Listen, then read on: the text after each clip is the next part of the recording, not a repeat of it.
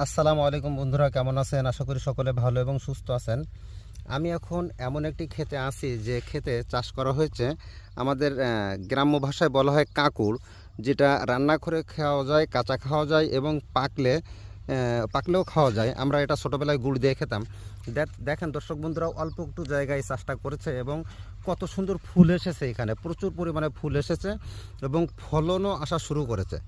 তো এভাবে অল্প স্বল্প জায়গায় যদি আপনারা এরকম কৃষি চাষ করেন তাহলে আশা করা যায় স্বাবলম্বী হবেন। সকলে ভালো থাকবেন, সুস্থ থাকবেন। আল্লাহ হাফেজ। আসসালামু আলাইকুম বন্ধুরা, কেমন আছেন? আশা করি সকলে ভালো এবং সুস্থ আছেন। আমি এখন এমন একটি ক্ষেতে আছি যে ক্ষেতে চাষ করা হয়েছে আমাদের গ্রাম্য ভাষায় বলা হয় কাঁকুড়, যেটা রান্না করে খাওয়া যায়, কাঁচা খাওয়া যায় এবং পাকলেও খাওয়া যায়। আমরা এটা ছোটোবেলায় গুড় দিয়ে খেতাম। দেখেন দর্শক বন্ধুরা, অল্প একটু জায়গায় চাষটা করেছে এবং কত সুন্দর ফুল এসেছে, এখানে প্রচুর পরিমাণে ফুল এসেছে এবং ফলনও আসা শুরু করেছে। তো এভাবে অল্প স্বল্প জায়গায় যদি আপনারা এরকম কৃষি চাষ করেন তাহলে আশা করা যায় স্বাবলম্বী হবেন। সকলে ভালো থাকবেন, সুস্থ থাকবেন। আল্লাহ হাফেজ।